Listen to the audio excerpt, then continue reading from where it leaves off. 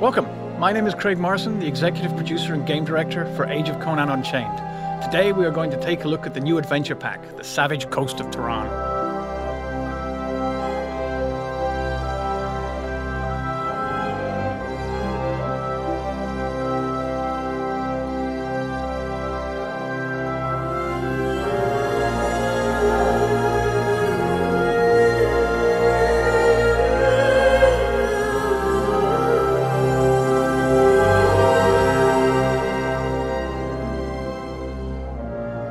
This new adventure pack for Age of Conan will find players exploring the city of Ardashir and its surrounds as they embark on an epic adventure full of political intrigue, backstabbing, ancient evils, scheming priests, pirates, generals, and other disreputable types that call the Turanian coast of the Viliat Sea their home.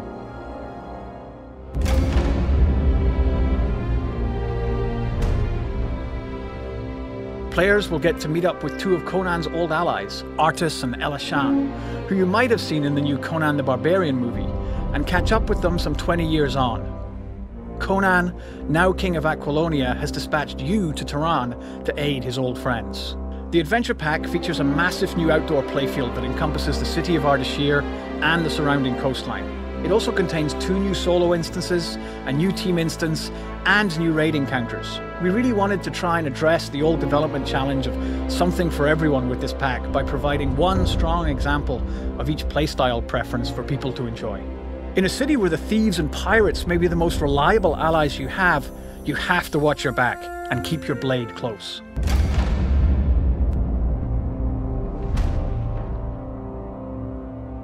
Dead Man's Hand is a huge dynamic instance that scales to your level for players between levels 50 and 80. Players are sent to the island by Conan's old ally, Artus, and ties into part of the greater storyline that players will discover in and around the city of Ardashir. In this case, Artus wants the player's assistance in rooting out a potential traitor within his own ranks. No one ever said that pirates are the trustworthy types. The pirates have made their home on the island despite the presence of indigenous savages who live in the swamps in the center of the island.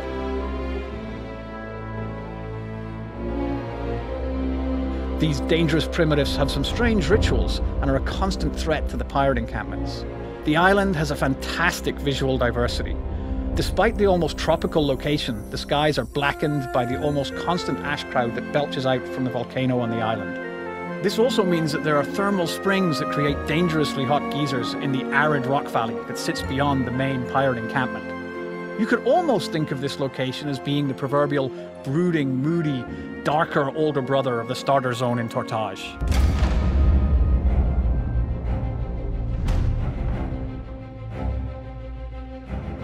The Isle of the Iron Statues is a location taken directly from one of Robert E. Howard's original Conan tales, Shadows in the Moonlight, and presents us with another fantastic opportunity to try and translate one of the stories into a single-player experience that really allows us to immerse the player into Howard's world, and in this case, allow them to follow in the footsteps of the great barbarian himself.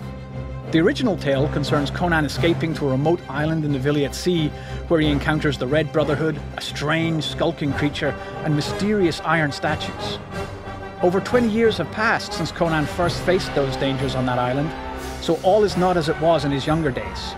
Long abandoned by any pirate forces, no doubt due to the dangers lurking in the night, the island shows only glimpses of what was once there, and has largely been overrun by the jungle and its wildlife.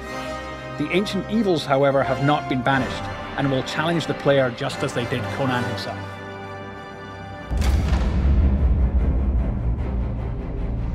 Fort Ardashir is clearly visible when you first visit the city, and dominates the right side of the bay that leads out into the Viliat Sea beyond. As with the rest of Ardashir, and Turan in general, the Persian influence is evident in the architecture and style of the fort and its surrounding area. The ornate pillars, domes, and the walls of the castle create an imposing setting. This is clearly a fortress of a powerful military force.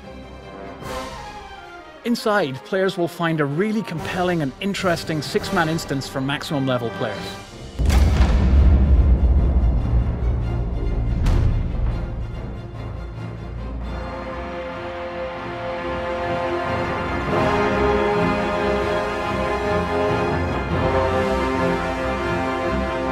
This new raid instance offers 3 fantastic new raid boss fights for those who have completed Tier 3 and want to bridge the jump to Tier 4 raiding. Players will have heard about the mysterious priests of Erlik while adventuring in and around Ardashir, and might have heard the hints of something sinister going on within the halls of the magnificent Temple of Erlik. Players venture into the halls of the temple on a quest to discover what ancient evil the priests have been dealing with in return for their power. It also gave us the opportunity to work in some of Conan's foes from stories past, and the players will discover that they might just recognise the source of the evil when they reveal which dark forces it is that the priests have been bargaining with.